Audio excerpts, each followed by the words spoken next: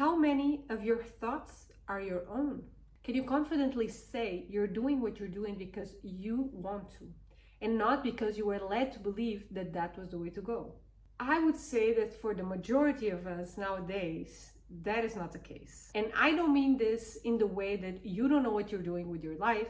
I just mean this in the way that we are all addicted to constant stimulus, to constant information, and to constant noise. And what that does to our brain is something that more and more and more we are studying, where we see the way that it affects us negatively. It's not so simple as this is just social media anymore, this is just the way that the world is anymore. It's much, much deeper than that. This whole culture phenomenon that is happening around virality, we feel the need to be a part of this group and to do the same things and to behave in the same way, to read the same books, to go to the same restaurants.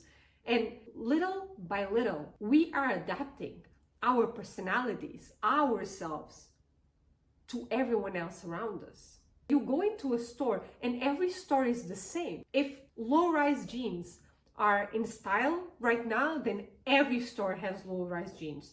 If it's high-waisted jeans, every store has high-waisted jeans. Whatever it is, every store is trying to curate to that same thing at once. When a restaurant is going viral, everyone and their mothers want to go to that specific restaurant. But why? I'm not saying the restaurant is not good. I'm just saying that maybe around you, you have dozens, if not hundreds of restaurants that maybe are just as good, maybe are even better. But you are never going to know if you are just looking to going where everyone else is going. And maybe if that specific restaurant wasn't going viral, you wouldn't even think to go there.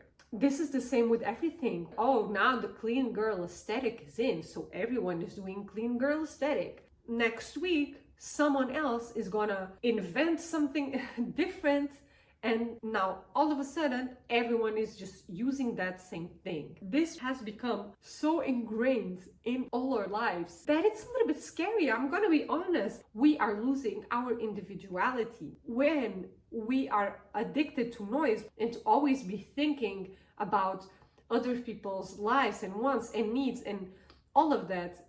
It is very difficult to listen to ourselves, to listen to what we want to. We don't have the space in our days, we don't have the silence for our own thoughts to come up and to talk to us. It's okay to be in silence. It's okay to process your own life, because when you don't, it starts to build up and build up and build up and build up. Now I am without Instagram, which was the majority of my time online, for almost a year. I deleted it in October, now it's August. And for the first few months, like 2-3 months, I had to go through withdrawals, which was crazy. I noticed that a lot of feelings, a lot of unprocessed thoughts and emotions and different things were coming up because I hadn't processed it, because I was so distracted looking at my phone the whole time that I didn't have the mental space or capacity to process my own shit. And this is happening all around us. This is happening all around you. This is happening to you probably. And I'm not saying like get off your phone, get off social media completely forever.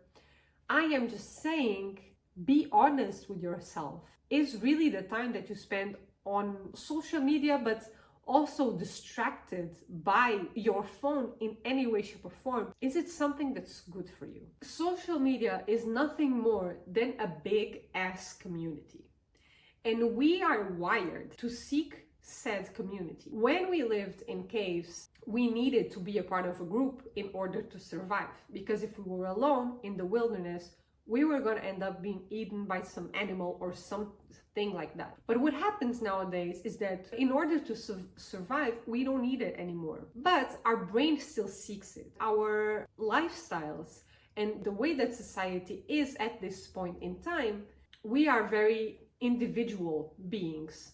We each have our own lives. We don't have the time, nor the capacity, nor the energy, nor the financial means to live more organically, to how our bodies ask us to do. And thus, we seek it on social media, which, long story short, is not social anymore. You don't even open social media to see the stuff of people that you actually know. Normally, you open social media and your feed is flooded by strangers. You are just watching them live their lives. And then this opens a whole another door, a whole another problem, which is comparison. Because on social media, all of us share our best moments. We share our best sides. This is something that we do as humans and is normal.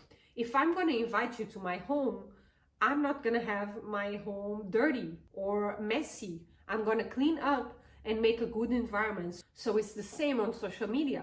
If I'm going to invite you into my life, I'm not going to show you the moments where I am sick, the moments when I am sad, the moments where life is really, really hard. Because in those moments, normally we don't even have the mental capacity and the energy to deal with ourselves and to deal with our own life. Never mind filming it to show the world, right? The problem is that we see all these people living these amazing lives, having these amazing houses. Their house is always clean, they're always put together, they always have makeup on, their relationships are always perfect, their kids are always perfect, their jobs are always perfect. And you know what? It starts to creep in this feeling that, oof, maybe I am the problem. Maybe I am the one that cannot maintain this lifestyle, this life, this appearance, this relationship, whatever it is. But actually, no one is living a perfect life. We are all living different shades of the same life. We all have problems.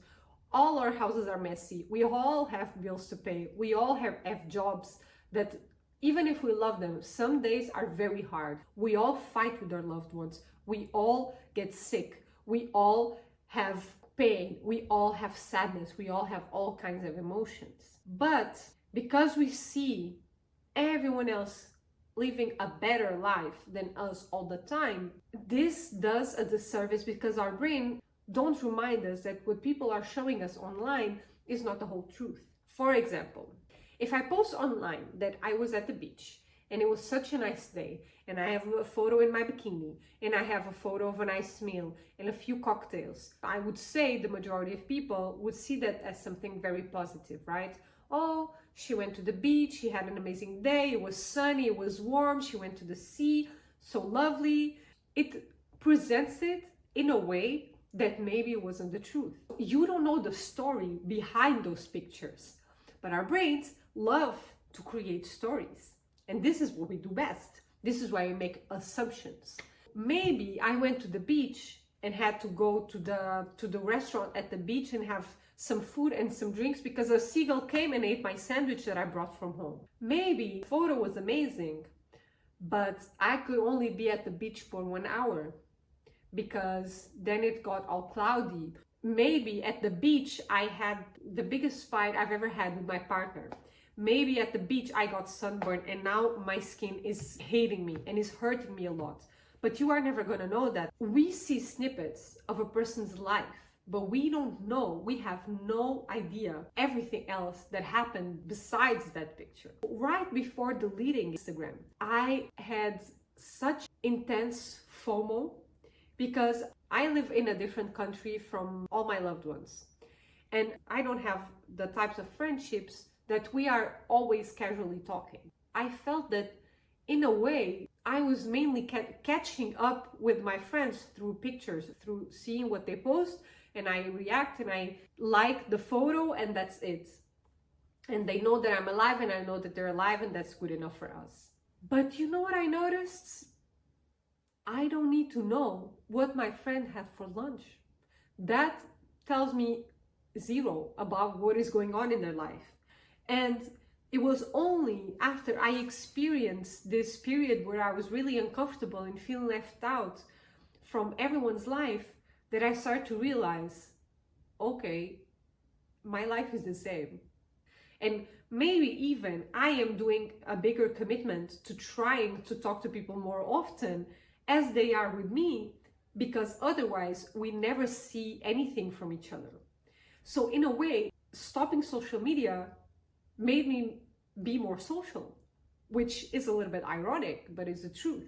I think the biggest takeaway that I have from deleting Instagram is the space that I got back. I got back into reading.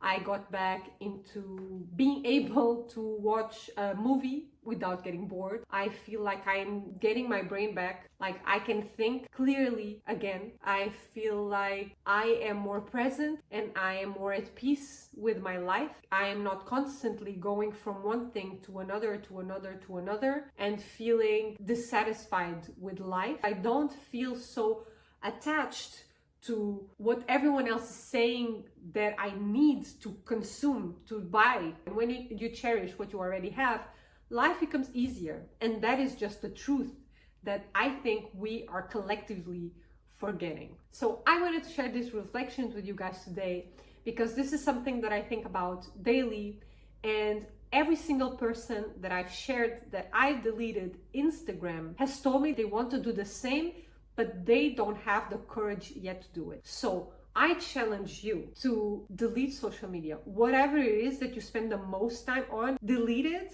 for a month. I would say that a month is the time that you allow yourself to go through withdrawals around it. But if you cannot do a month, do a week. If you cannot do a week, do a day. Even with one day, you can see already how much time and how much space it is consuming in your life. So I truly, truly hope that you do this test for yourself and let me know down in the comments what are your thoughts on this topic, how you relate to social media, how you relate to everything that I've talked about in this video. On a final note, if you want to know more about the algorithm and how all of that really works and is created to be addictive to you, I really recommend you to watch the documentary The Social Dilemma. It is very interesting and it's probably going to give you a new perspective on social media. If you like this type of content, subscribe to the channel to see more videos around reflections around life. Thank you for hanging out with me today. I will see you next time. Bye.